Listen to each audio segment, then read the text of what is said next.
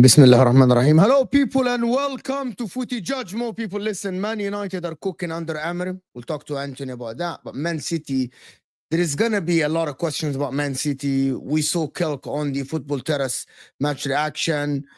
She keeps banging on about this midfield. But Pep Guardiola has to be questioned, to be honest. This might be the inquisition that we need. And Chelsea are in a title race or not. A lot of people are saying that they can win the title. Can Chelsea actually win the Premier League? That is what I want to ask. Can they actually do the madness and win in the manager's first year? But listen, first, we got 400 people in the house. We're just starting the show, so hit that like button, people. Subscribe to the channel if you're new. Listen, we're on the way to 30K. So hit that like button. Subscribe to the channel. We got Kelk here. We got Anthony. Kelk with the comforting animal, the cat, a comforting pet now. The cat for comfort. Yeah, it's for comfort. You know that? Her name is Katniss. Like Katniss. the Hunger Game. All right. Cat.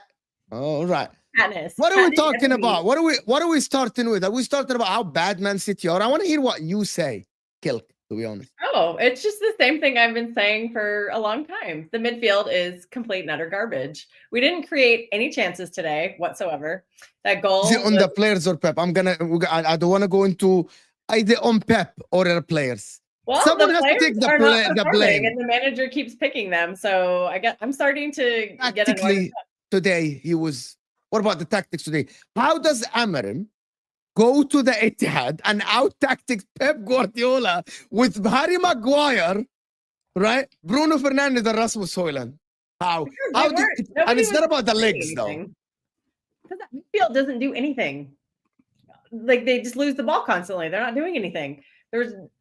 Everything just seems to die with Gundogan. Like, I feel sorry for the guy. He's 34 years old. He was not brought in to start every game, but unfortunately he's had to, and he's not good enough. He's not good enough. Bernardo's not good enough. Kevin De Bruyne is a shell of himself. With all due respect, you can tell me that Gundogan is slower than Bruno Fernandes.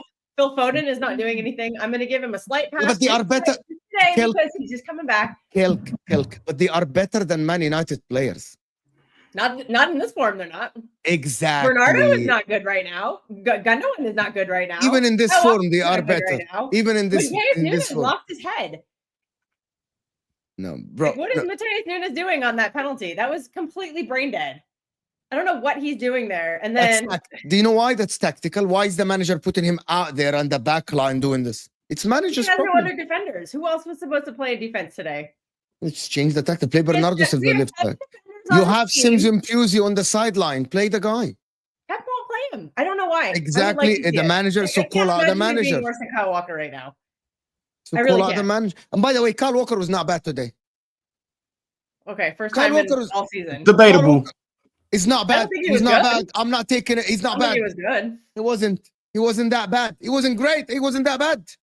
It wasn't that bad. Like I said, this team has 7 defenders. 2 of them are very injury prone, and shock, they're injured.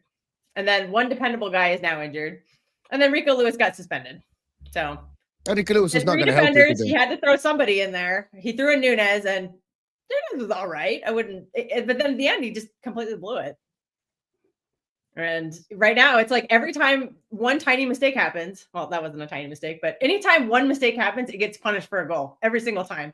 And we're not scoring enough goals, so we can't mitigate it. Like, one goal is not enough. We needed a second. What does he do? He takes the only creative player off. Like, I don't know. And nobody is creating on this team. The wingers aren't creating anything. It's very clear that Doku and Haaland are not seeing eye to eye at all. So Haaland to stop making the run. So when Doku does get a cross in, Haaland's not there because he's just like, I don't know where this is going. So Haaland's just kind of given up. His attitude has been awful. I keep saying it over and over and over again. His attitude is terrible, but he can't be benched. Whose attitude? There's nobody else on the team who could score, and we don't have another striker because some genius thought it would be a great idea to not replace Alvarez when he sold him. Erling Haaland was useless for you today, to be honest. He was awful. He was worse than when Acerbi pocketed him for Inter. I mean, it's worked. Like the past 2 seasons, he's been fine because he gets a lot of service, but no service this year. Yeah, but it's Pep Guardiola. It's Pep Guardiola limiting him. He limited him. He wasn't like this in Dortmund, and I keep saying this. We don't play like Dortmund did. They were very transitioning. Yeah, even though we have Ederson and he's in there for his kicking, nobody wants to kick the ball to Holland. And we have nobody capable. Like Gundogan is not making a long pass to Holland. That is where, like, I have not brought Rodri up at all much this season, but we are seeing now with Gundogan that we are missing Rodri being able to kick a long ball to Holland. And I have not used that excuse at all. So I'm not taking that. But Gundogan can barely make a forward pass. It's just pass backward. Bernardo's pass backwards. Doku did a ton of backwards passing today. I don't understand why this team is so scared to pass the ball forward. Everybody is scared right now. They're just playing super timid because they know when they misplace one pass, it gets punished for a goal. And that's just no way to play. So you're just constantly walking on eggshells, and yeah, then the one mistake happens at the end, and it's just a complete capitulation. There's no leader stepping up to be like, what are you doing? I don't know what Kyle Walker's purpose of being a captain is. Like, he's supposed to fix that. Like, get on someone's case, go over to Nunez, knock his head up, and be like, what are you doing? He doesn't. He just sulks away. So I don't know. I thought Ruben Diaz would. He didn't, clearly. So I don't know. It's just Ruben Diaz again. He's just melting down. We're gonna say this again. We're gonna say this again. Pep Guardiola's players are not used to adversities, which is fine. We were the best team in the world. And Barcelona, it was the same. When they face adversities, there is no one to step up because he's the man. If Pep Guardiola is not leading the team from the sideline, he's the man. Everything, and that's not me. It's not me slagging off Pep in this situation. It's just the fact that because he's one of the best managers and his system is so superior, he's the man. And when things are not going well, it falls apart like this. And that is the problem. We're seeing it. Diaz, head down. Kyle Walker can't lead the team. Kevin De Bruyne today, what an attitude. It's the same for Kevin De Bruyne in the Belgium team. When it doesn't go well, he can't carry the team. Phil Foden looks like a shell of himself attitude-wise, even on the pitch. He's got fire in him. You know, this is exactly what happened in his last season with Bayern Munich. It just so happens that this time he has enjoyed an elementary school student's timeline with Manchester City. It's been that long, some of us can't even remember the last time they were shit or poor or average. So yes, of course, the men on the pitch are going to face adversity for the first time with a clueless captain. And I don't mean a captain on a pitch. I mean the captain steering the ship, which is Pep Guardiola. The players that are being mentioned on this stream today were the best in their position 5 years in a row. The only reason every single Manchester City player was not in the PL team of the season is because you simply can't do that. You can't release 11 players for the same team of the season, regardless of whether they were. I'm not buying the excuse that every single piece of that talented chessboard can simultaneously be shit. Gundogan, Bernardo, Diaz, Vardiol, who wasn't poor. But at the same time, these guys still need to be able to do a basic job, and they can't do a basic job at the moment. Something is locked. It's locked big time. And the only way to do this is to freshen everything up and say thank you to the old pieces of wood. And so, but now you need to go and stand in a museum, not in the Fresh Forest anymore, man, because football changes more rapidly today than it ever has. And yesterday's hero is today's villain, depending on the mistakes that they make. The players that we've mentioned today are huge to be putting in that bracket. Well, Saeed, very nice. But at the same time, bro, Jeremy Doku at the same time today, his feet are looking as thick as Romelu Lukaku's, bro, and that's huge. Before Saeed, my man, this is Anthony, the one who actually brought me to YouTube and made me do YouTube. He's a Man United fan of 20-something years. I want to get him on your stream soon, Saeed.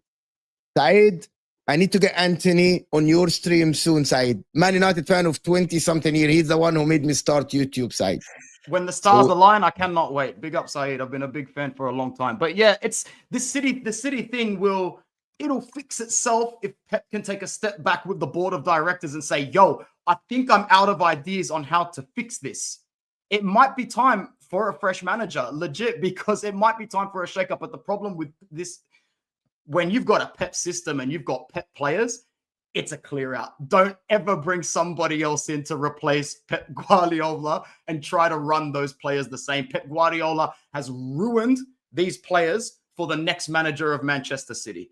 They need to also go and seek some time and space elsewhere. I just don't think these players will react well to a new manager after Guardiola. But hey, that's not for me to say. We have a lovely Manchester City fan here who can talk a lot more deeper than that. I don't want to be the one shouting from a consciously biased red angle that you should be thinking of sacking or telling your manager to quit, who's the best manager in your club's history. No, I'm still Pep in. I just think some of these players really need to not be playing, and they keep playing, and that is on the manager. He's very afraid to try anything different. Like you said, you brought up Simpson Pusey. He's afraid to play him. He's afraid to play Jacob Wright, who is an actual DM. He just would rather put 34-year-old Gundogan out there who clearly just cannot do the job. He can barely pass forward. So, yeah, this is on Pep. The fact that he keeps playing these same players. I actually want to take it to a different angle. I actually want to take it to a different angle. I actually want to take this to a different angle. Guys, there's over 400 people here. Can we get the likes up? We're not even on 100 likes. So, guys, let's get to 200 likes. I'm going to take this to a different angle. And I want the people in the chat. I think tactically, he's been out tactically in every game he played. Bar the Nottingham Forest game. Today, he was out tactic. Do you agree? Amorim had a play. Every time they made the switch, Kilk, the wing-backs were free. The wing-backs, that's tactics. That's tactics, right? That's one. Against Feyenoord, he played the wrong line. You said on the football terrace today that he had the wrong tactics when he's winning 1-0. Why are you playing that high of a line against a team that likes to do the transition? Why? He won't drop the high line. That's not on the players then. That's not on the players. That's on the manager. Why did you make the switches and you emptied the midfield more where Man United were able to bypass your press every time you tried in the first half? There is a reason why Man United at the Etihad had almost 50% of the possession. Almost. That is unheard of. Someone goes to the Etihad and not by design, because when he did it with Arsenal, it's different. It wasn't by design. He was just out tactic. Today, he didn't have an answer for Man United having a wing back and a right center back going up, which is the same thing he didn't have an answer for with Inter. When they play 5 at the back and they play 2 guys, he didn't have an answer for it. Today, Mazraoui and Amad Diallo overloaded that side. And on the other side, Diallo and Bruno Fernandes overloaded the other side, and he didn't have an answer for it tactically. I just want to point out we were still 2.5 minutes away from a defeat, yeah. So I get where all of this is coming from, but what you're saying, Mo, is true. Had they not even pressed that high line and pushed forward right up until the 88th minute, you don't need to hack Diallo like an ice hockey player at the end of it as well. So yes, I think it is. I think the situation is more of a shade at City than a praise on United, because as Mo knows from me in my Inter days, like I'm not one for false praise at all. And the reality is, I disagree with you. You want to talk United? We were 2 minutes away from a defeat today. No, every United fan needs to keep in mind we were 2 minutes away from a defeat today. You're wrong in my opinion. You're absolutely wrong. Man United today were the better team on the pitch, even though they were 1-0 down. It's a relative talking. It's a relative. It's relative. Better team. You were no. It was a hard game to watch. It was really bad for most of the game. No, I wanted to Man United. I'm going to tell you the difference between Man United and Man City today. Every time Man United had the ball, I saw confidence in the back line. I saw a plan to bypass the press. I saw the ball going the same diagonal ball to Diallo. The same diagonal ball went to Dallo. The same one trying to take Kyle Walker 1-on-1. That's a plan. That's a tactical plan from a manager. That is a tactical plan from a manager. People are saying Man United were rubbish. Target Kyle Walker. He's just terrible right now. No, it's not that. It is not that. Players you can just target right now because they're. But forget the target. To be able to coach the team away at the Etihad, to have the same patterns of play every 5 minutes, you are coaching to win. By the way, he got Maguire to play from the back. Who will tell me that after 5 games or 1 month, a manager will go to the Etihad and have Maguire not scared of Man City's press and triple from the back? Who told me this? No one. No one would have told me. There was no press. He's got Mazraoui further up the pitch. No, but you were trying. Pep was trying. And he failed. Why are we not saying it as it is? Amorim out-tacticked him at the Etihad. Why Ruben's got patience at the moment. He's managing the game. I'm not here to cook you, Kelk, but I'm telling you, Pep Guardiola today has to take the blame about not adjusting his tactics when the same pattern happened 5-6 times in a row within 10 minutes. Bro, they pass the ball, Ugarte drop deep, they do the one pass, Lisandro Martinez behind the press, bam, it's 2-1. Unkalu, everyone now is chasing back from City, run to chase the guys. It's every time. There's just a lot of mistakes too, because remember that Bruno chance that he fluffed? That was a pretty good chance. That was because Doku made a bad pass.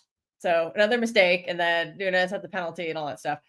But I think Pep just wants to keep his system the same, even though his players can't do it. And he's just going to run with his system because that's his system and that's Pep and that's what he's going to do. And hopefully it'll look better if we ever get some players back. But I agree with you. I think he needs to have a system for these players because they clearly cannot do what he's asking them to do. And that's on him because he's not changing it. Like Gundogan cannot be a single pivot right now. I think there has to be a double pivot in there. Like 2 6s, It's 2 6s crazy, and 2 10s or something like that to kind of throw it up. But Gundo is getting rinsed over and over and over again. That back line needs to be further back. It cannot be that high. And they're not fast anymore. They're not fast. Okay, that Diallo second goal, don't tell me it's a mistake. It's a design. It's an inside run between the center backs. And Lisandro Martinez, the left-footed center back, is playing the ball. That's design. And Man City defenders are watching the ball happen. Do you know when that happened? That happened twice before. Diallo made inside runs 3 times in this game. 2 times. No adjustments then.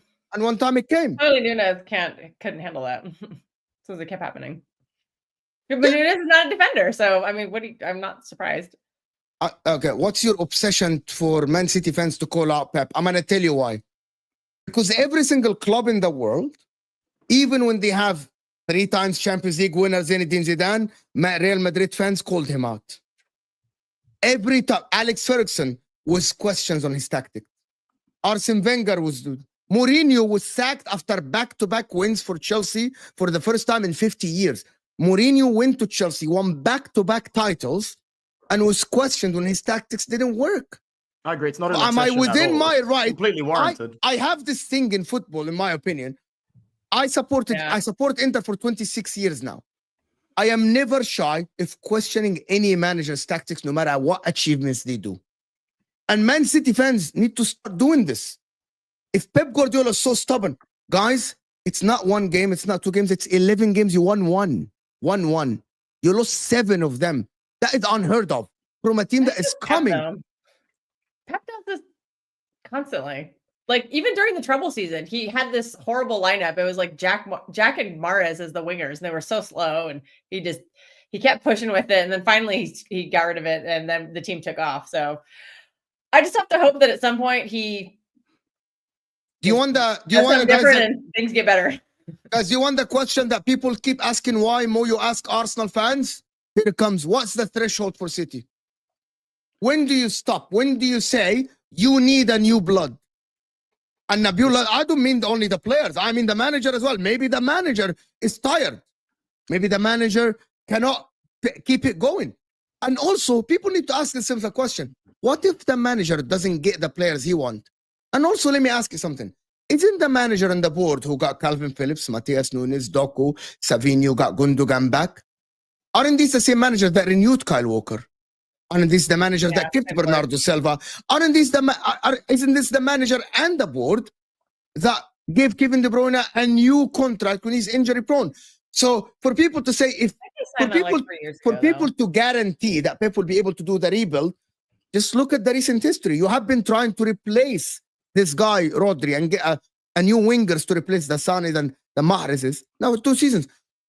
What if Pep, and I'm asking you, Kilk, what if Pep next season is given that 200 million and he got signing similar to Calvin Phillips and Doku and Savinho? What happens?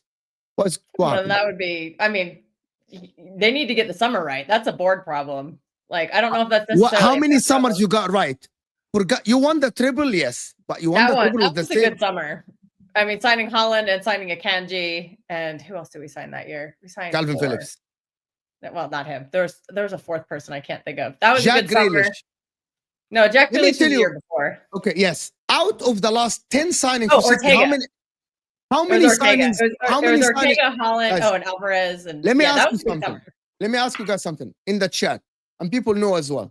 Anthony, make sure you can get involved. This is an open floor. How many signings over the past 10 signings for City that you can say they actually worked and they're doing the intended job? Okay, past 10 would probably be what, like Grealish, which is. You think Grealish is a successful signing because you won the price he's borderline. He's borderline. I don't think he's been terrible, but I don't think he's not worth the price tag at all or the wages. But he did come up really big in the treble season. That's the only Euro season guys really think out that of he all came of the big. He seasons came he's big been in there, I the. think that's his only good season. I don't think his first season was very good. I don't think he was good last season, and so far I'm not impressed. Who? But in 22-23, he was good. He Yeah, was then- all right. Anyone would have. I would have bowled in that team on that left side. I would have bowled in that team on that left side. What are the fans' opinions so far on the Savinho signing? I know he hasn't gotten as many starts or Oh minutes, my but God. I'd like to see him play for them a little bit more. Start integrating these guys into the team properly. Give them 90 He minutes. played every game, my man. He Every played game. every game. No, He He started- hasn't he's scored been a out of the goal. Sorry, he lineup came for a while on now. today. I He's saw had him warm injury up today. issues. I saw him warm up today in the I think 89th minute, so he has not played every game. Surely. people are excited He hasn't about started him. every game, but I think he played. Okay, maybe I He played a lot exaggerated. early on, He but played never plays a full 90% 90. of the game. Am I wrong to say he played 90%? No, I don't think so. He had some injury issues. He's played games where he's only played like 10 or 15 minutes. He has started games, but I don't think he's ever played a full 90. He usually comes off around the 60th or 70th minute. The thing with But Pep, he's if I'm 20 allowed years to ask, old. He's had one good season at Girona, which If is I'm allowed to obviously ask- a step yeah. down. But I think a lot of people are excited because we right wing has not been very good for a couple seasons now. Guys, So you played I 16 think games. He people played. like He's this Savinho involved. signing, and we're being patient with him. We realize it's taking him some time to score a goal, but we do like what we see, and we realize he's a young player and he's still finding his feet in the Premier League, and he's still working on his decision making. So he's not perfect, but we think I think a lot of people think it's a good signing, and we have hope for him. someone And I said in want the to see him chat, play more. I think this is the time to just get him, like, now that the team has no expectations, like, get him in there every game and get him to learn, like, get him into that spot so next season he can take off. And usually, also wingers usually take a season under Pep anyway. Like Mahrez's first season under Pep was not good. How about Doku now? Is it working? Doku, I'm a little disappointed with Doku this season. I gave him the pass last season because it was his first season, but this is his second season. I think he needs to step up more. He's still struggling to beat some fullbacks, especially the younger one. Like today I thought he really struggled to take on a fullback. And his crosses are very inconsistent. Like I said earlier, he is driving Holland crazy. Like Holland has no idea where the ball is ever going when Doku crosses it. So Holland is, in a sense, has kind of just given up trying to work with him. They have a serious clash together, and they need to work on it more in training. But I need more from Doku, especially since he cost as much as he did, and he cost more than what we sold Palmer for. So that was apparently a board signing. Apparently Pep didn't okay that one. Apparently Pep, the board just said, we are signing this player, take him as yours, and Pep had no input in that whatsoever. Pep's earned the right to fuck this whole season up and go again next season because no other manager in the world has gone back to back to back to back. So it's all well and good for some of your fans, and I'm sure it's not many of them, to say that like it's time for him to walk or time to call it quits. But what's the alternative to that? What, you fans really think a rebuild is that easy? No, it's not. And it doesn't matter how much money you have these days, unless you've got that identity, unless you've got that grinta, unless everybody from top board of directors to bottom level amateur players are on the same page. Rebuilds are long. Rebuilds are painful. It doesn't matter how much money you've got, and it's happening all around the world. Look at Barcelona. Look at Bayern Munich. Fuck, man. Look at this club right behind me right now. We are 11 and a half to 12 years in a rebuild, and only now can we sort of see a light at the end of the tunnel. Look at a team starting with J in Italy that I refuse to say, the black and white ones. That rebuild is looking like an absolute fucking circus show every single day. And I can tell you guys right now, the weight of the Manchester United badge is heavier than the City one. So maybe you will have a successful rebuild in a shorter amount of time with the money that you have. But I don't see in any world where letting Pep go as a reactionary decision this season plays out well for Man City at all. Like I said, he's earned the right to throw this season away and go again next season. However, in a world of football that is constantly being scrutinized and criticized for the money that is thrown at it, the wages that the players are paid, and the amount of games and minutes that are playing as well, patience is no longer, it's not there. It's not there. If you're not going to succeed straight away after spending the money, you will face the music pretty quick smart these days. And whether that or not that's the right concept, I guess is a conversation for another time. Yeah, I think that everything just starts and ends with that midfield. That midfield has just been neglected for a long time. Like, and it's always been a great midfield, like in this era. Can I stop you, please? You had today player of the season Foden and the best creator in the league, Kevin De Bruyne. Defensively, it is Shallow fine. Kevin De Bruyne. Okay. Come on, he looks his age. Father time comes for everybody. What about Phil Foden? Why? Okay, let me tell you something. I can agree with you defensively and in terms of like transition, but I cannot agree with you offensively. You had enough firepower today on paper to actually create for Erling Haaland. What is Phil Foden and Kevin De Bruyne doing behind Erling Haaland? What are they doing? They were passing the ball to United every time. Like, Thank you so much. Finally, someone is saying it. Like, you can't tell me that Man United's tens today, Amad Diallo and Bruno Fernandes are better than Kevin De Bruyne and Phil Foden. That is impossible. They're not.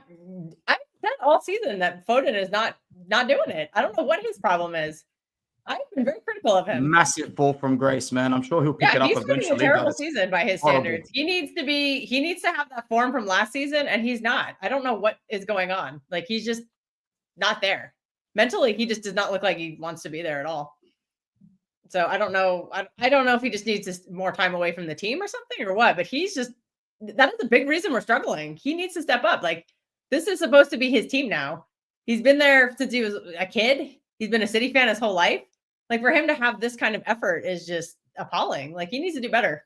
And I'm going to keep saying it. Like, he needs to do better. Like, I love Kevin De Bruyne, but I accept that with his age, he'll have moments of old Kevin De Bruyne, but he's never going to consistently be like that Kevin De Bruyne ever again. His body has been through too much.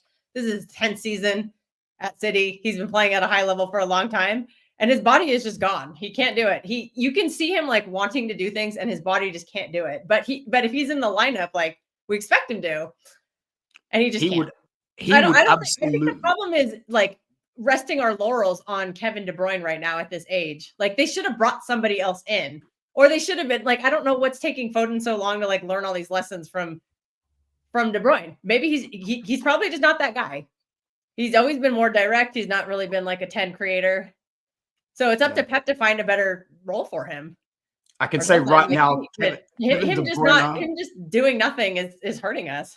He would kill it in Serie A. He would absolutely smash it if he came to Italy, Mo. Kevin De Bruyne dialing it back 65% pace with about 3 more seconds of thinking time on the ball would smash it for a team in Serie A. Yeah, I would take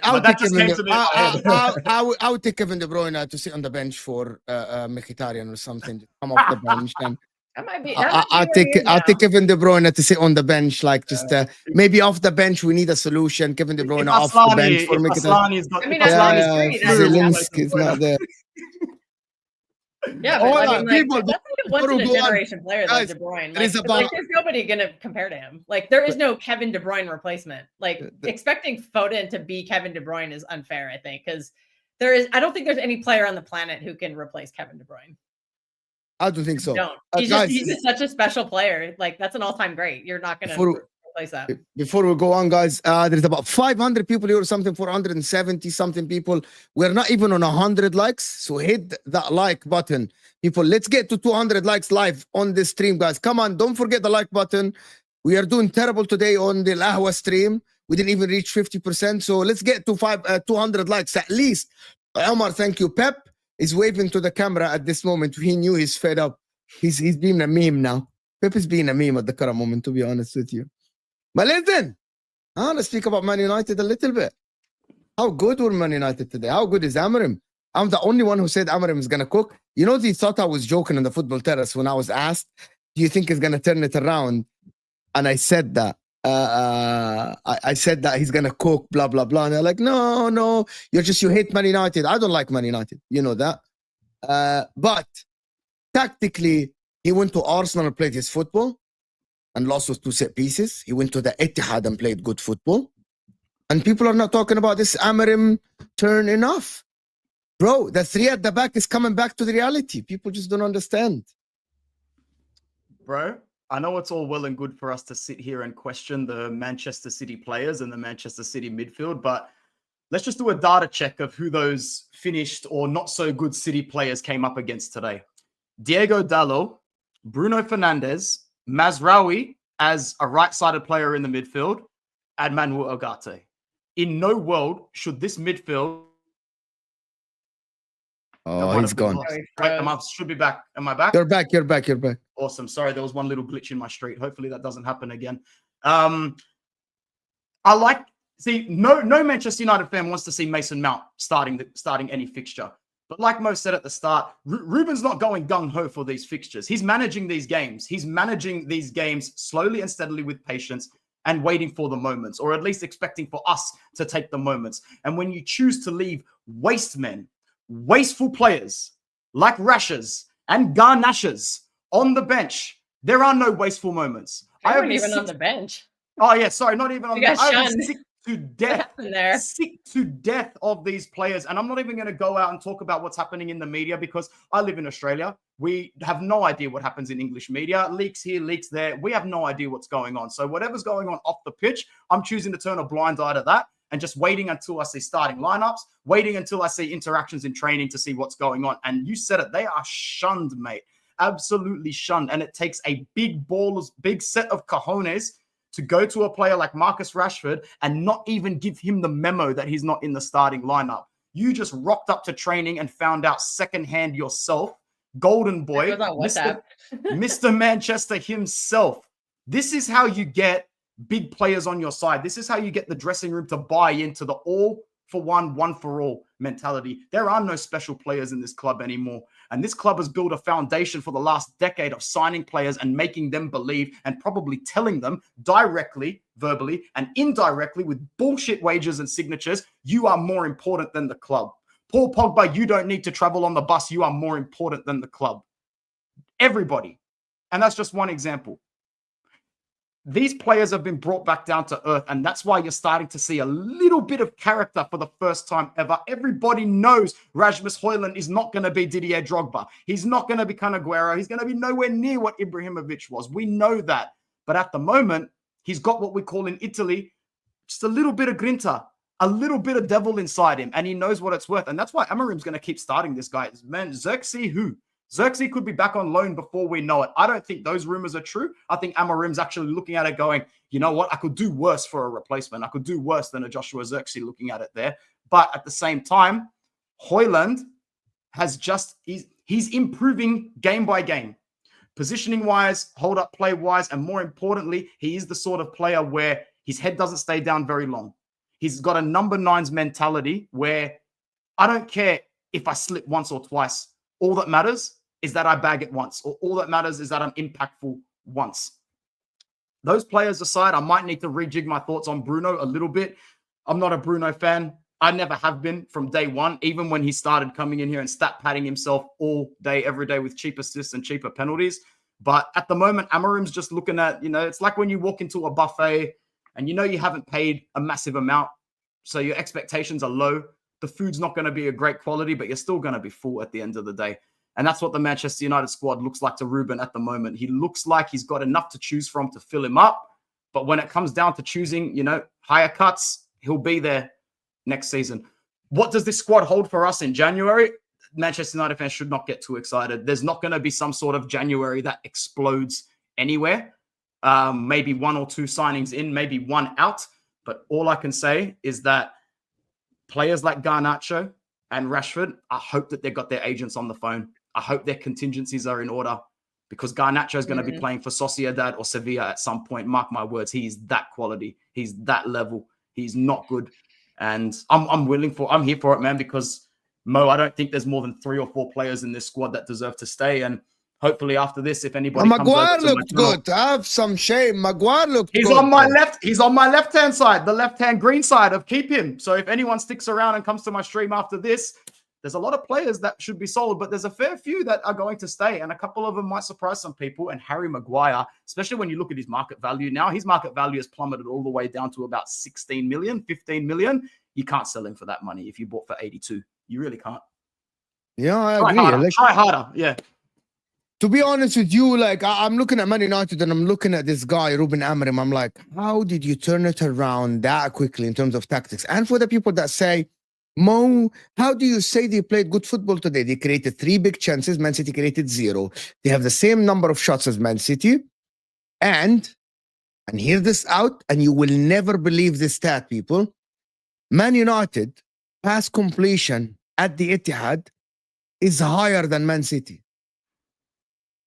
You would never have thought that this day would come.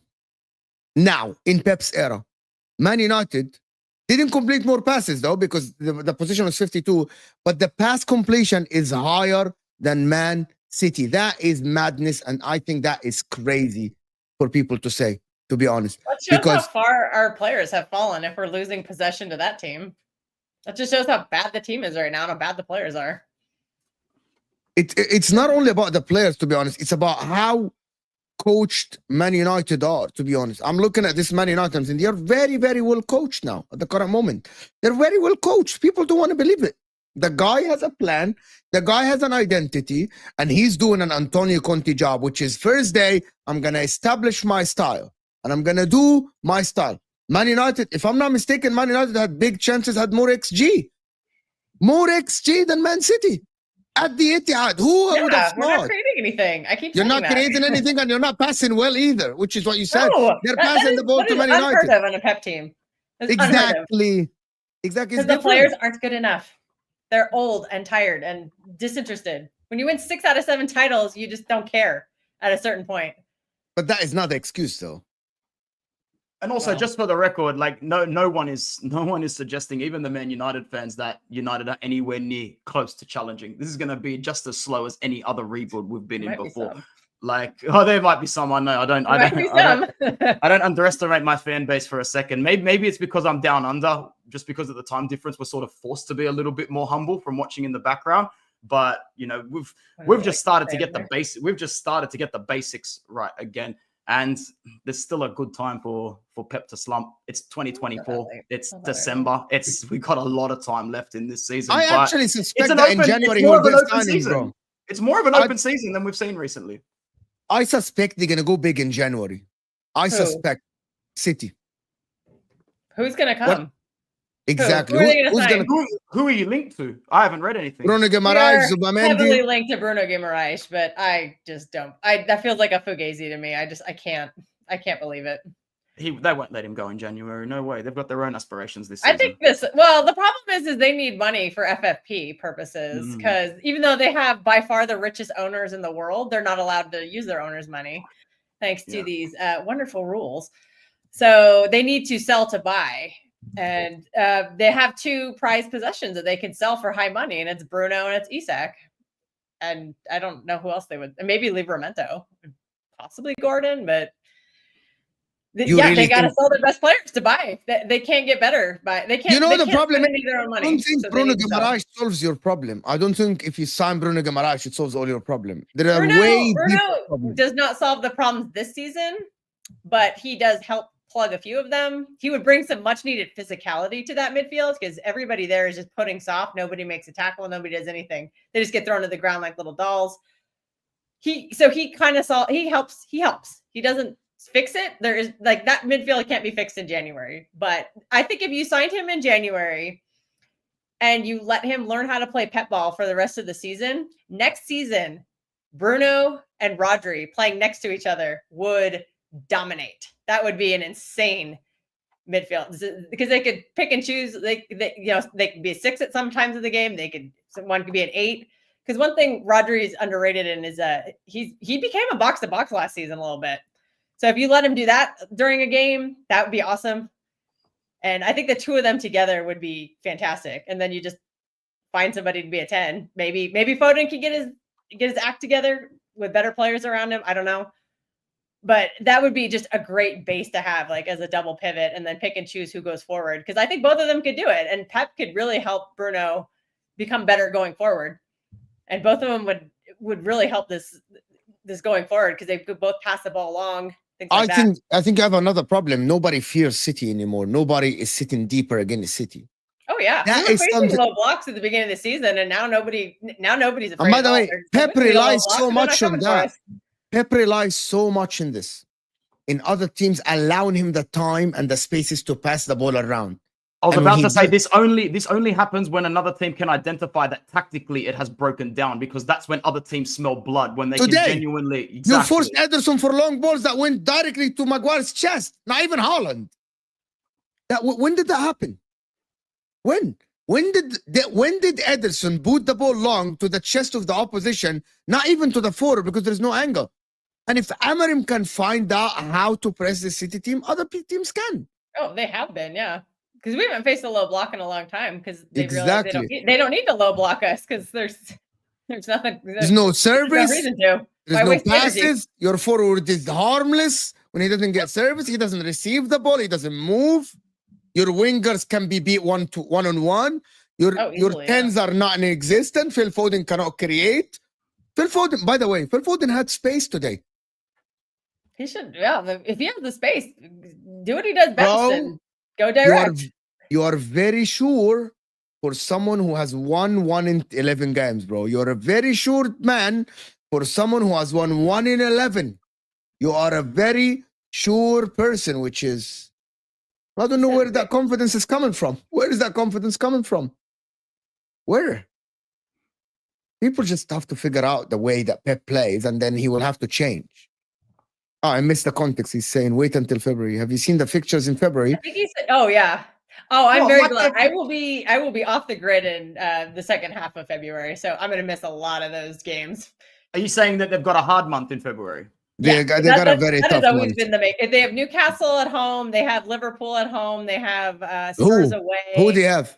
Champions League. I'll read it out to you right now. Actually, at that point, we might be out of the Champions League. You've got away. You're away to Arsenal on the 3rd. Oh yeah, that's it. That's home to Newcastle on the 16th, and then you have Liverpool at home. You go away to Spurs, then Forest, Brighton, Leicester United. Oh, I am off the grid for 3 of those weeks. I picked a good time over the summer to book this vacation in February. Fantastic. So, like, listen, I won't be watching any of those games. So I might have extended it into March, a couple of those games, but you get it is. Yeah, I think I'll be back for like the Brighton game, maybe the Forest one. I don't have the calendar. So if City don't make Champions League, it's all right. This season, I think it is. Yeah, because we don't have the team.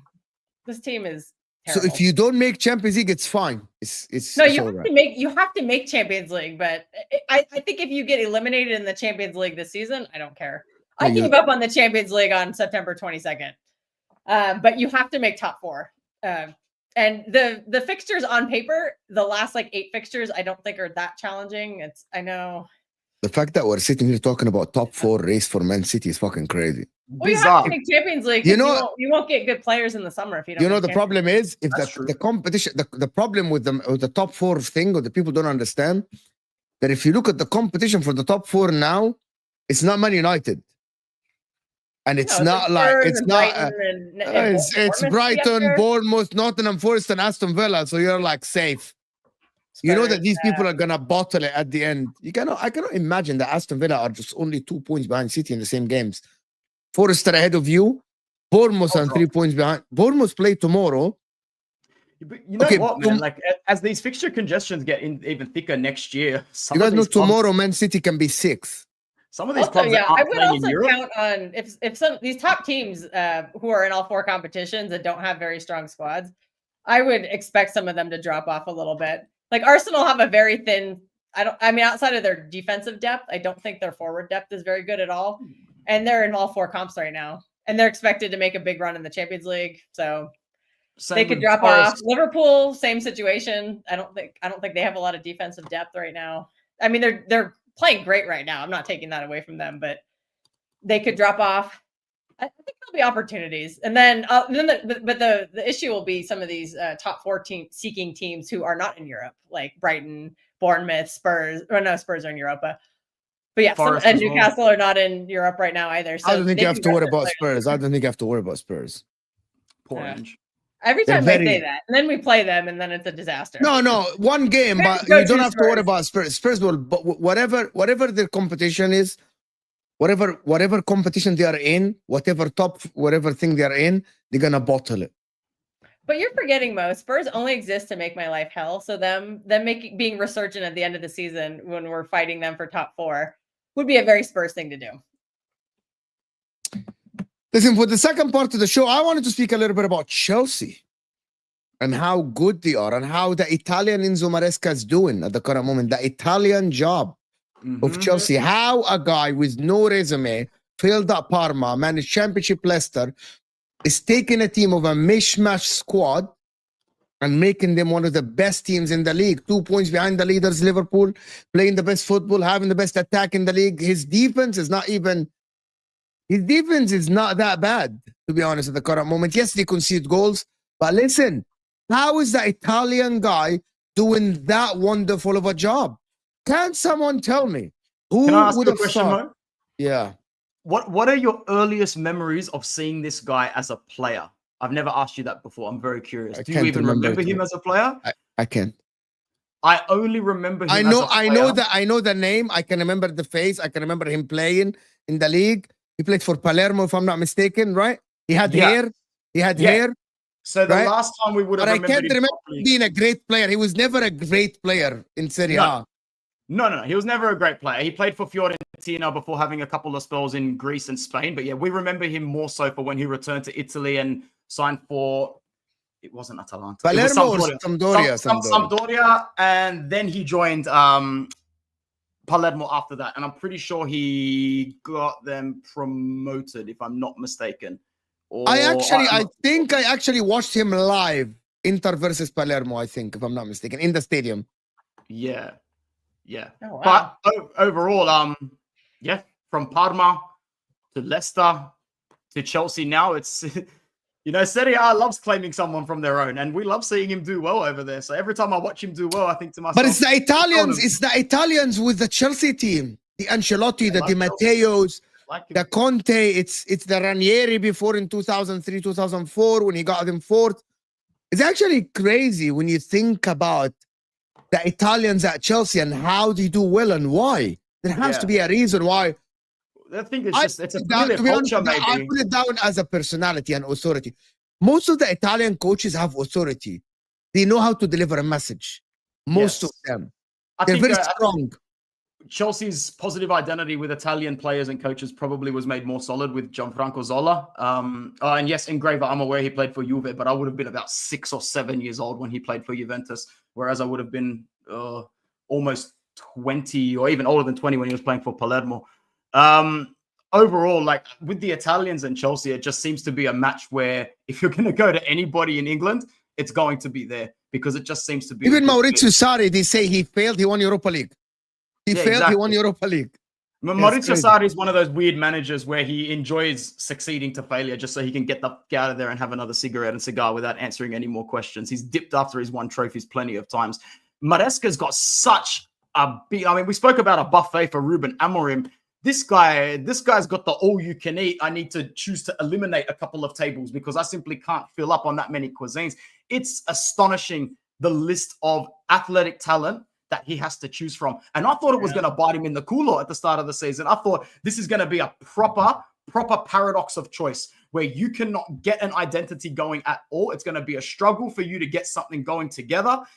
But it's incredible. It's incredible. And he seems to have that managerial, that man management lockdown as well. To have a squad that talented and that deep and be able to get everyone to buy into the fact that, I might need you over $1 billion for it. Yeah, but I might need you here. I might need you there. Nobody's coming out and complaining. It doesn't look like there's any discrepancies in the squad. And it's like Parma is the obvious one to talk about, but I had written off Nicholas Jackson before the start of this season. I just hated the way he was playing from all angles. He was one of those players that just looked physically and mentally lost in this team.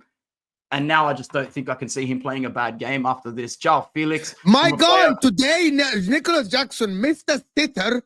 Put his head. He always does. He misses a lot of sitters, though. Bro, but the next one. He's like Nunez in that regard. If you're watching Jackson in that second goal, number one, the movement was ridiculous. Number two, the pass from Enzo. And he was so determined to finish in that near post. I saw this once he received the ball. Like he's going to go his right foot. He's going to bang in the near post. The way this Enzo Maresca guy got these guys, like, not looking down. Even, by the way, they lost to Palace. Sorry, they drew to Palace. They drew to Nottingham Forest. And they keep going. 5 games on the bounce is fucking crazy. It's actually crazy. When you look at this Chelsea team, you can never imagine that they will go 5 games. Who they played, though? Who 5 games. It's not the point. People pick this Chelsea team to be finishing 6th, 7th, 8th. Who they played? By the way, they won against Spurs away. They won against Brentford at home. Let me give you the team. They won against Leicester away. They won 3-0 against Aston Villa. That's not an easy Yeah, win. that's a good one. Yeah, they won very good away win. at Southampton. That's an easy win. They drew to Arsenal. They drew out. By the way, we are sitting here slagging off them for drawing away at Man United, which shouldn't be an easy game. Right? By the way, Mo, you want to In hear the No doubt league, they about won it. against in the league, they won against Newcastle. So by the way, let me tell you, when is the last time they won in the league? Does anybody know when is the last time they won in the league? Liverpool away. When was that? It was in October. It's December now. Who won at Liverpool away? No. The last time they lost was Oh. Liverpool away, Oh, 2-1. in October? When- When Arne Slot himself said that this is the only Said they team were when we better, yeah. played, they That looked was a good better game. than us. So in the Premier League, they played 1, 2, 3, 4, 5, 6, 7, 8 games in the Premier League without a loss, winning 7 of them, or 6 of them, drawing 2. That's an achievement. Yeah, Not it only is. that, That's an they've got- achievement. their next games, they've got Everton, Fulham, Ipswich, Palace, Bournemouth, Wolves. You know, We that's need why to- I we said, need to that's put why I said, respect on guys, Fulham's that's why name, I though. said, Nobody's and I'm respecting not that. crazy to say that. It looks crazy like within the next 3 to 4 games, the gap between them and the chasing pack, the third and the fourth, will be bigger rather than smaller, which is you would never have thought that halfway through the season, Chelsea will have a separation between them and Man City and Arsenal below them, not ahead of them. And by the way, people say it is because Arsenal and City are playing bad. Fair enough. You would have thought Aston Villa would be there, not Chelsea. You would never have thought Chelsea would be there. You would have thought Chelsea would be on like 25 points, 24 points, not on 30-something points. Chelsea now have 2 games left. Am I wrong? In the second half, Chelsea can get 40 points. Sorry, can get 43 points in the first half of the season. That means they are on course to get 86 points. That is by definition get you second or third comfortably. You're not even in a top 4 race. That is Season, not yeah, you in a but- top 4 race. That is you comfortably getting Champions League football, and if not challenging for the league, by the way. 86 Yeah, 'cause I points. don't even think it'll take 90 points to win this league. Exactly. It So could be the a- it reality could be is, mid to high 80s. wasn't Arsenal called the challenging for the league when they finished on 82 points or 85 points 2 seasons ago? They Well, were 'cause called they- the title they were in first contenders, place for Arsenal, like right? 250 days, so that is challenging. And then they bottled it. They said Arsenal finished on 84 points. Chelsea are on course now, maybe, to finish 85, 84. So simply, that is the reality. And for the people that say, are Chelsea, Omar, by the way, I'm going to ban you for this name. You're bigger than this. You're bigger than this and better than this. Judge Mo is a fraud. You're better and bigger than this. For you to say that Chelsea are a threat to Liverpool, I'm not going to say this yet. I'm going to repeat again, guys. I won't say this yet. And I'm not going to repeat the reasons I repeat on every fucking stream when I get fucking asked this question. You don't have the freaking experience because this team don't have the experience. The manager doesn't have the experience when push comes to shove. So you want to call them now? Oh yeah, they are in a title race. They are a threat. And so when they fall off or when they go 5, 6, 7, 8 points behind the league leaders, you say, oh, you bottled this. Or they go third, you say you bottled second. No, I'm not doing that. I'm going to have the same energy for everyone. Liverpool have Premier League winners and Champions League winners in their team. Chelsea have none. Zilch. Oh, they have a Premier League and Champions League winner on their team. Have some shame now. But with They the have amount one. of fixtures that Chelsea, well, wait, no, Chelsea's in the Conference League, aren't they? Oh, Yes, they're in the If they don't Conference win League. that would be Not shit, like, because they you should actually- bare minimum yeah. win that. They have to go. They have to go for They that have to at win least. that. Yeah, because at the end of the day, Villa who's should their- have won it last I season. and they actually- didn't. I actually don't think the Conference League is for them, with all due respect. of It's course it's not something for them, but they're in it this season, so it has to be for them. They can should win. it. But And that'd be for good example, for those let me players to give you win an a trophy. example. Let me give you guys an example. If Chelsea are very closer to Liverpool, and let me give you guys a very plausible situation. If Chelsea are very close to Liverpool, comes March or April, and they're very close, and there is like between them and Liverpool, there's 2-3 points, and you have a big game in the weekend, and you're playing Fiorentina in the Conference League semi-final, I would say Maresca, it's okay to rest the players because the Conference League is not that important. Of course. You They have having a enough players, chance. though. You Yeah, having they a have chance to win the squad league in with there all due to win respect. it. You No. having a chance to win the league, for example, to win the league is bigger than you get winning the Conference League. Mo, Conference Mo, League don't matter, people. Don't matter. No. I promise you, I think it doesn't matter. does. For a young team, I think it does because that's how you learn how to win. And you start off winning something small like that, and that helps you, that lays the foundation for you to start building on. Not to the bigger Conference things. League. Who gives a shit? West Ham won the freaking Conference League. They are fighting relegation. Yeah, and then they sold Mo, their you best player. said Fiorentina Chelsea won't be doing convenient. that. You said Fiorentina conveniently because the next most difficult team in that competition after Fiorentina is probably fucking Rapid Vienna or Exactly. Copenhagen That's why I said or Real Fiorentina. Betis. Chelsea should This win that team easily. is smacking up teams 8-0 in this competition. I think if Maresca can get to a semi-final of a European competition, you just prioritize it because go for it might not have Not meant the shit. Conference It League. I might not have disagree meant with you. shit 5 No. years ago, 10 years Yes. ago. It exists today. It exists today, and that's all that matters to people. Like No, that at the no, moment. no. Well, I 'cause don't, if I they- don't it if they agree. means don't win the jack Premier shit. If this League, was We my know it means fucking nothing. team, We if know this it means was- nothing, but still. no, if it was Inter and the guy has a chance to win the league and he rests player in Conference League, I wouldn't care. 100%, but my point is that he should be able to rest 30 players can and rest still his best knock players. Rapid No, Vienna they don't 5-0 have on now. aggregate. This he can was rest false. Caicedo, Palmer. Guys, this is false. He can rest all those guys. This is what we think. This is false. Rubbish. No, this They've is got the players false. to win both. They've got Do you the players know- to win do you both, know- like Josh is saying. No. God, Anthony Kelk, listen to me and people in the chat. You Sorry, guys know that's if they rest Enzo, Lavia, and Caicedo, do you know who's the midfield? And Palmer. It's Dewsbury Hall, Cassidy. That is the I'd play midfield. Enzo, but I would. You But can play Enzo plays Lavia in and the Enzo, league. and Enzo I would plays rest in the league. Caicedo and Palmer. Enzo plays in the guys. We got about like 470 people here. I need to get to I thought 200 Enzo- likes live. Hit the like button. We're Enzo doing a was show on late. that conference squad early on. He's already been When they playing in that play, competition. I promise you, when they play Fiorentina and they play Real Sociedad, having Cassidy and having Dewsbury Hall might not be enough to win these games. He has to play this first team. It's not an easy team to play Fiorentina. It's the only team. Real Sociedad is not It's the easy. only When you one go, that you want to play the That's big it. I don't players think it's in. Sociedad. no, Yeah, and that's- when you go to Real Sociedad away in Spain, especially if they keep their players in January, it's not as easy.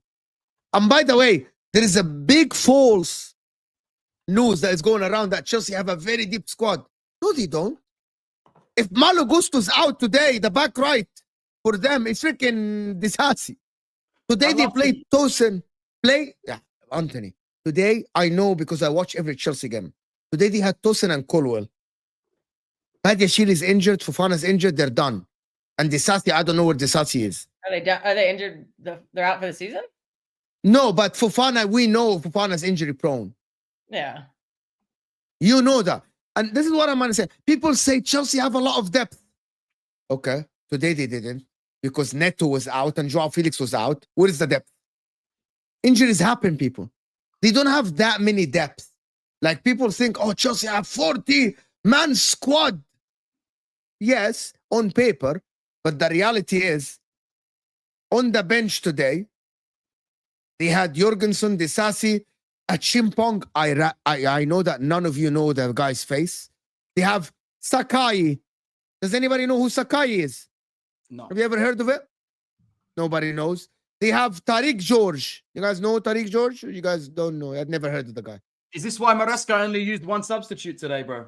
They have nobody. They have Dewsbury Hall, Renato Vega, a Chimpong, Axel Disasi, Jorgensen, and people like Mark Guiwi.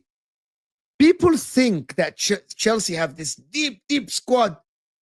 Yes, some, but not. It's not like 25 players that all have the same. People think that Chelsea can field another 11. That was in the Conference League. When does Mudryk come back? I don't know. Does anyone know? They had, by the way, they had Fofana, Mudryk out. Disasi is not even on the bench. Disasi was on the bench. He's not used. Wesley Fofana's injured. He's coming back in January. Mm. They don't have that deep of a squad, people. It's a 24, 25 men, including the Guiwi and the Dewsbury Hall and the Cassidys. It's including these guys. They don't have that many depth. They have good team. It's not like that was debunked. خلاص, he kind of like got the people away. Are they getting that? Is that Brazilian guy coming in January? Not in January. It's The Tivao. striker guy, whatever his name is. Tivao, the right winger. Yeah, I don't think. Is he coming in January, people? I don't know if it was January or the summer. I know they signed him, but I don't remember when he shows He's up. going to join them on the 1st of July, 2025. So no matter when they wrap up the deal, he'll play. He'll be registered with them in July. Master Michael, so he could theoretically play in the Club World Cup. Master Michael, have some shame. Your A team doesn't beat my Inter team. Have some shame. This guy. Venture outside your British apartment for a second, mate. Watch a real team play.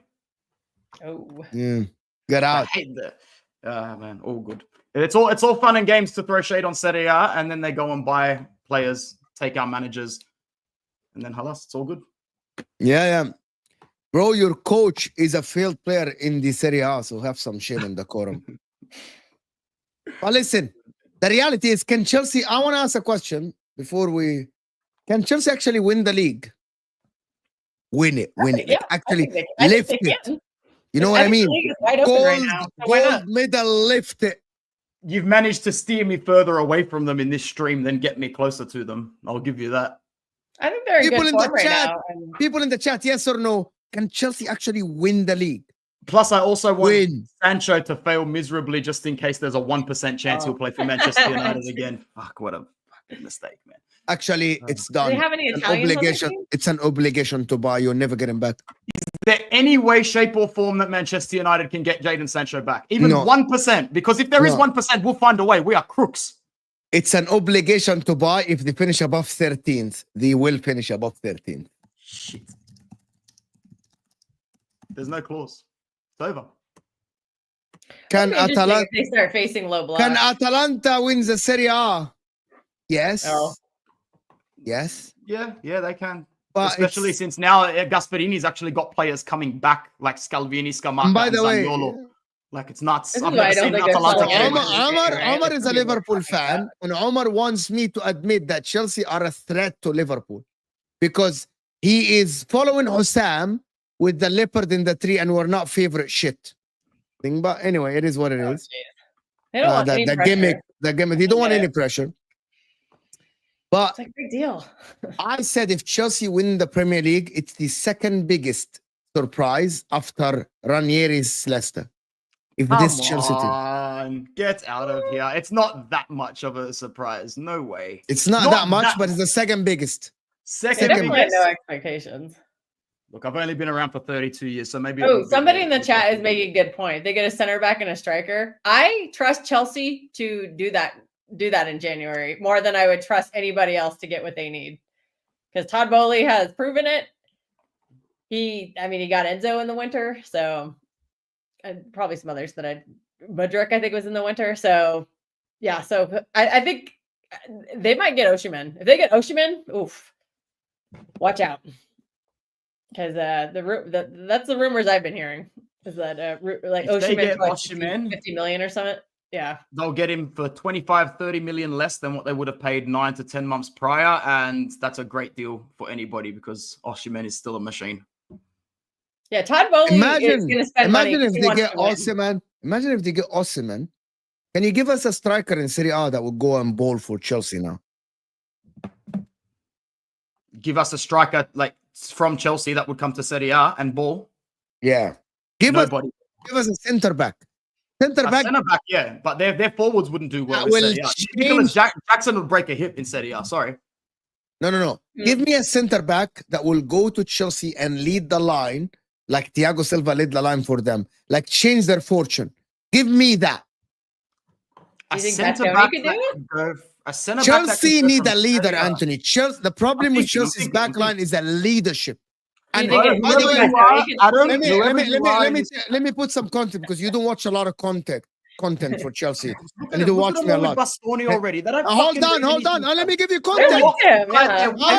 Guys, let me run my stream. Let me give you context. Right? A lot of Chelsea fans said Bastoni. Oh, Bastoni. Not a leader. Bastoni is one of our better defenders in a back three. You need someone. You Okay. need someone. Let me finish. Thank I you. said that, Anthony. I said you need someone who would lead the line, who would organize. Bastoni will not organize your back line. He'll be a good defender, but he will not organize the line. He will not pick up the players. Bastoni was never that guy for Inter over the past 5 years. He Okay. is someone who plays well because the team is playing well. He's a great defender, and also Bastoni's biggest weapon is actually going forward in a back three, a left center back. And overlapping the left wing back. Yeah, people think Oh, Bastoni is see where gonna he come in and start and he would lead the line. He was never a leader for Inter, never ever. So you mean Right. like a general then, like a general leader? Yes. Can I say one thing, Mo? Can I just say one thing? I need to get it off my chest. I get it. It's all well and good when one nice pundit goes on a popular TV show and starts talking about Bastoni and everyone pretends like they've been watching him for 4 or 5 years. You haven't. One viral video happened and now everybody likes to say Bastoni can do this, Barella can do that. The problem is that Premier League fans think that everybody is going to drop everything in the world to come to them. Nico Barella just had his 4th kid, his first son, and enrolled him in a private school. Yeah, no worries. Let's pick up all our shit and go to Anfield and go to Merseyside because they release a rumor once every 30 days. Bastoni just came out and said, I pledge my future and my family to the city of Milan.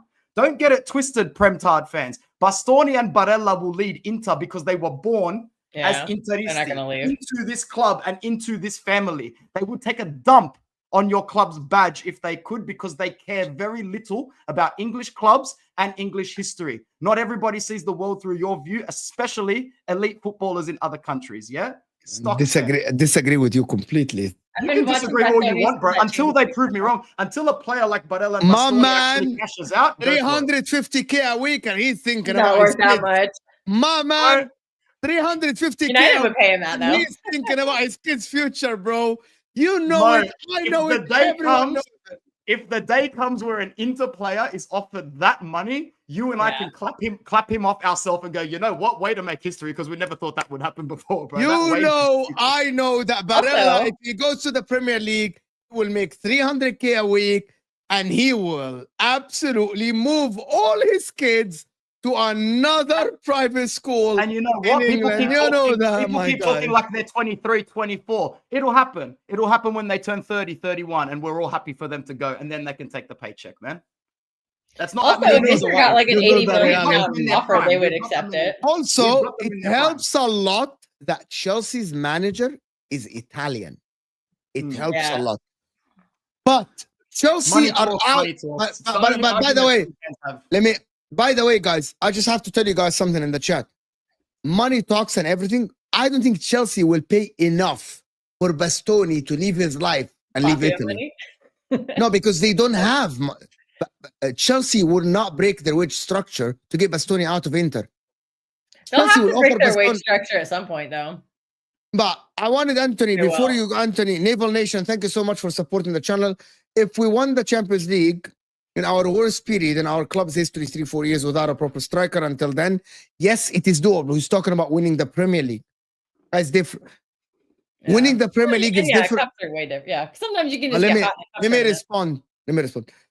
Winning the Premier League is different than winning the Champions League. Winning a cup competition in the Champions League requires big players, moments, a big manager, big balls. Winning the Premier League requires consistency and having the bottle. So when another team is behind you and pressuring you, you need to keep winning, keep winning. That is what Pep has and Man City had. You remember that Man City team? Arsenal kept winning, Liverpool kept winning, and Man City were like going about their business. We're winning game after game. That requires experience. That requires a lot of experience, my guy. And that is the difference between Maresca. Does Maresca have the bottle yet? Does Maresca have the experience to keep his team like Pep did when Arsenal were chasing, or Liverpool were a fucking machine. And Man City kept winning a game and a game and a game. Arsenal last season, when they lost the game against Aston Villa, they kept chasing Man City. And every game we said Man City will drop points, and they didn't. That is a bottle. That is Pep Guardiola and his team having the bottle. Maresca doesn't have the experience yet, people. I'm not slagging him off, but the resume doesn't say he does. And we don't know if Chelsea has any players who can drag him over the line like that consistently in a title race. Yeah, we'll have to see. I will see it. I will have it, but it's not yet happened. And it requires, by the way, when a team is chasing you like hyenas, like lions, you will need a big guts and a big manager to drag you to every single lecture in every game, put you in a mindset that you're winning this game. Pep Guardiola and Man City team, Liverpool were chasing them twice and Arsenal chasing them, and they kept winning every game. Liverpool chasing us more than twice. like they were winning every game, bro. But yeah. big up W for Naval Nation for supporting the channel. Big up for the massive donation in the Massive Super Chat. We had Havertz as a striker 3-4 years ago, and we won the Champions League in our darkest time, going through an embargo with Roman and the club. We came out winning in the grave. Winning the league is doable if we can go through that. No, I just responded to you. Wallahi, Naval Nation, and I'm just mean this. Winning a league is so different, and I'm not saying it's harder. Champions League is harder to win than the Premier League, by the way. Champions League is so hard because you can. The difference between the Champions League and the Premier League, there is a reason why fucking Pep won six Premier Leagues with the best team and won only one Champions League. There is a reason why Pep Guardiola had a fantastic Bayern Munich team. He had a fantastic Bayern Munich team and failed to win the Champions League, didn't he? Yeah. It's harder to win the Champions League because one moment, like the Rodrigo one, you remember the Rodrigo one, can knock you off. That was more than one. That was two. You're done. You're out. Winning the Champions League is very hard. Last year too. But winning the Premier League required a different mentality. I'm not sure if Enzo Maresca has it as of now, Naval Nation. I'm not sure. It's hard. And it requires consistency. Can you imagine waking up every game week, every day, going to practice, knowing that their team is chasing you? You aren't managing one game. You are managing a lot of games, to be honest. I know Anthony has to go. You got to go now? Yeah, in about 2 minutes, man. About 2-3 minutes, just so I can get this call done before my stream. The Naval Nation is saying it is easier now. The Champions League is easier now than it was 20 years ago. No, but also when you have teams with experience, it takes one moment to get knocked out. That's why Real Madrid wins it so often. 1 moment to get knocked out. The Bayern Munich experience last season with Arsenal, Inter with Atletico Madrid. It takes 1 moment, my man. Wallah, it takes 1 moment and you're knocked out. Yeah. Yep. I still think you gotta, Real Madrid. You can never count them out of that one because they know how to get that 1 moment every time. Yeah, 100%. But I kid you not. I'm impressed by Chelsea. I'm impressed. I have 2 points. Listen, guys, I was gonna record the video, but I'm just gonna do it now. I don't have the time to record the video. I'm doing the National League in about like 12 hours. I don't have time to record the video. Anthony, if you wanna drop, it's fine. I'll stay for a bit until you start. Try to start. Guys, Anthony's going live talking Man United, so we're not finishing the stream yet. Go ahead. Beautiful. No, thanks for having me, bro. I appreciate it. It was awesome to chat with you. Awesome to meet Kelk as well. I hope I get to see you again at some point. And if anybody wants to stick around to hear me talk about Man United, Mo will direct you. And if you hate Man United, even more of a reason to come around. All right? Ciao. Take care, everybody. No.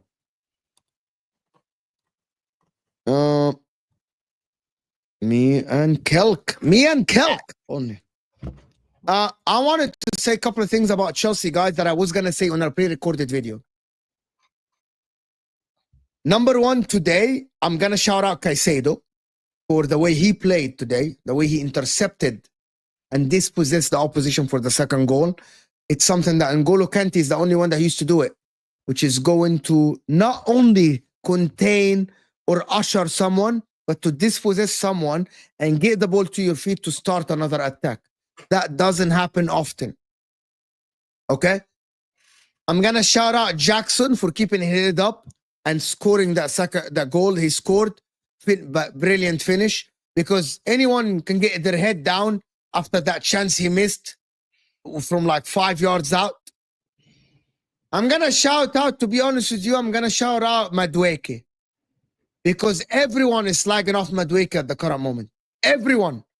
Rivals, Chelsea fans. For some reason, you Chelsea fans are having an agenda and you believe the media about Madueke. And you're having an agenda about Madueke, and I'm telling you, you're having an agenda about Madueke.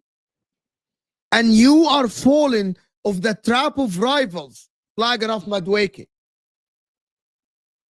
Because today he provided an assist was way more direct than all the other players.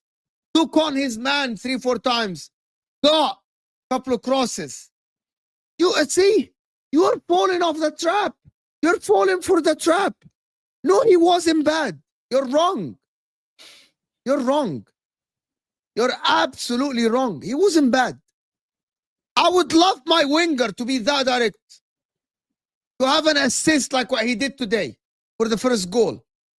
Man City would cry for someone to be that direct at the current moment and provide assist like this. Yep. I think you are falling into the trap of rivals. Oh, Madueke doesn't do this. Oh, he's inconsistent. His decision making. Madueke was better than Sancho today. Sancho was not bad, but Madueke was more direct. Oh, I need him to pass more. Madueke was better than Sancho today. That is my opinion, and I won't change it.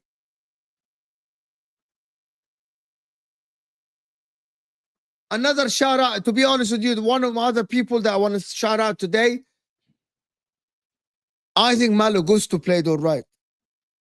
He is very good. Oh, I've been very impressed. Sancho was lately. 2 assists today. And I thought Madueke today passed the ball well, was absolutely direct. Big up, Tom. Did you just come out from outside, Tom? We'll see you in the National League. Jeez. Tomorrow. People doing up at 4 a.m. Go to bed. It's 2:30 in the morning, Tom. Go to bed. You have a stream. Jeez. In the morning. I can't. Ugh. I'm getting old. I can't do that. That's too. Ugh. I can barely make it to midnight these days. Guys, there's 50 likes away from 200 likes. Can we get to 200 likes, people? Hit that like button. I really want to get to 200 likes live. Doesn't like to eat food? What does he survive on? Air and water? He was out. Naval Nation, you know why I say it's doable? What was Chelsea's biggest problem? Scoring goals 4 or 5 years on a trot. Since Costa. Now we're banging goals for fun. But I'm not saying that I'm not questioning the goal scoring or the football you play. I'm questioning the way you go about it at the end of the season. People say February, March, crunch time. You know what? Man City and Arsenal fans will tell you about crunch time. That's when the real players are that's where the real players are made. Title runs. Crunch time, guy. Chelsea fans, crunch time, guys. March, April, crunch time. I don't want to put the pressure on this Chelsea players.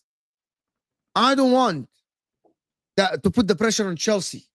Now, yes, you are 2 points behind Liverpool, but it's not yet. Not yet. Tom, I'm working on my own channel stuff right now. Yes, all those plugs at the end of the National League might be worth it. We have been pushing Tom. What he eat? Or he says he doesn't eat. What does he eat? What do you eat, Tom? What is your regular dietary, Tom? Water and sunlight. What is your regular dietary, Tom? Naval Nation, I'm telling you, bro. I'm telling you, my man. I'm telling all the Chelsea fans. Crunch time, bro. People are chasing you, bro. A lot of teams fall off in the crunch time. Eating is a chore. Sorry, I'm a former chef, so this is just absolute nonsense. Yes, I am. All right. I have a culinary degree and I used to work in restaurants. Really? What is your best dish? I make a really good beef stew. That is your best dish. That is an Eastern European dish. It's very homey. Oh, I make a fantastic chocolate cake. Chocolate cake, lava, chocolate chip cookie pie, brownies, lava, chocolate cake.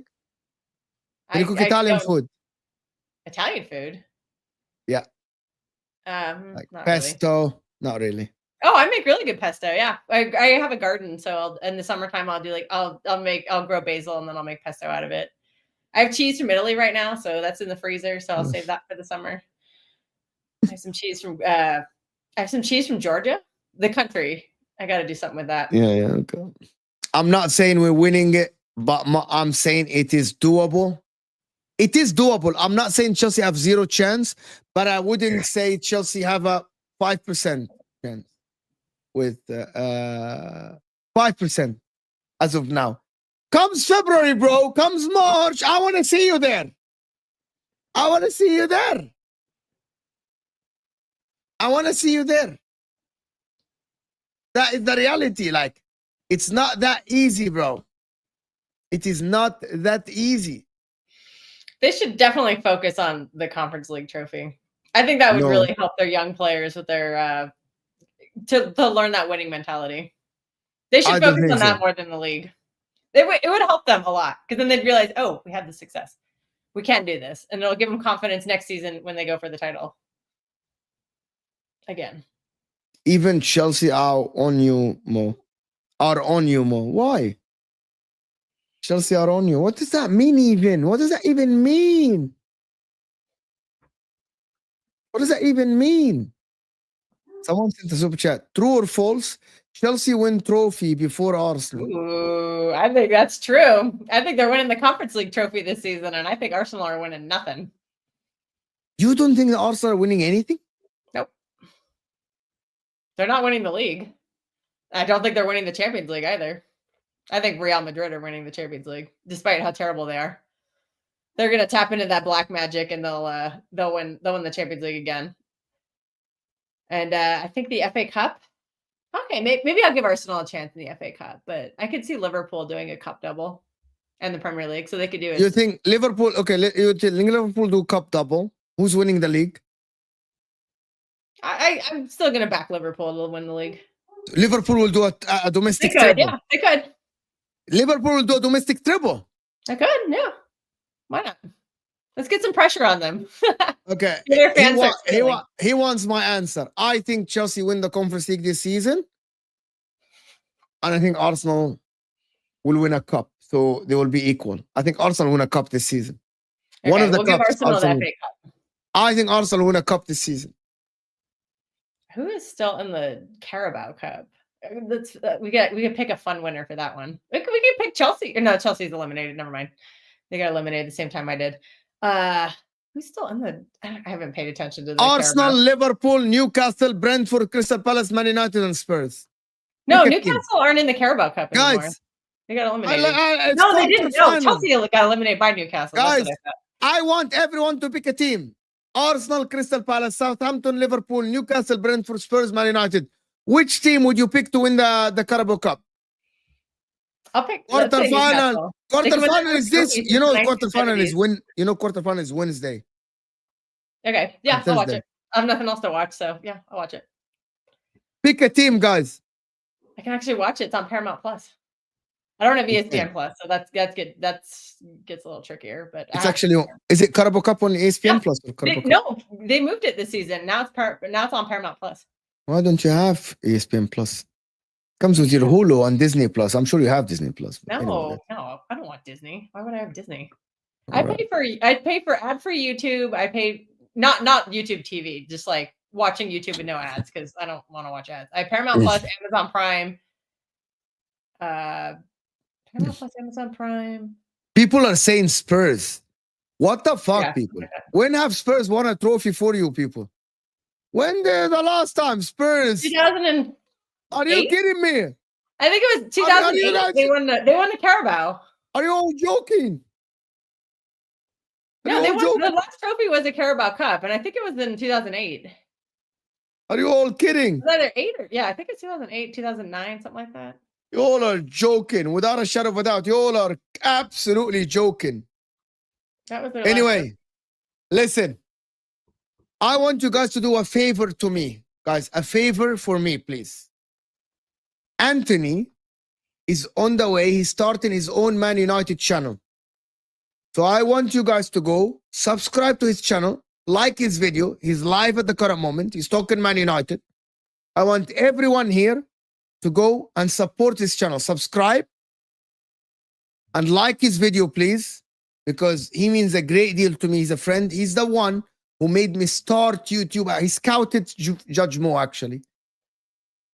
I was scouted by Anthony, right? So go support the guy's channel. I would not have been here if it wasn't for the guy.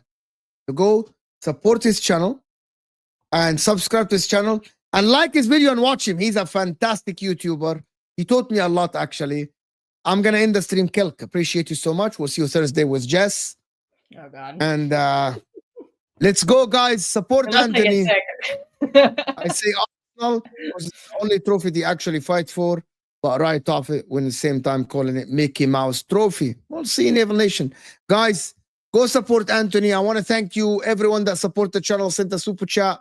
You guys are magnificent. Let's get to 200 likes before we end this show, guys. 200 likes. And go and support Anthony. Yes. Check out call-in shows. I will do it. I'm going to do a call-in show soon.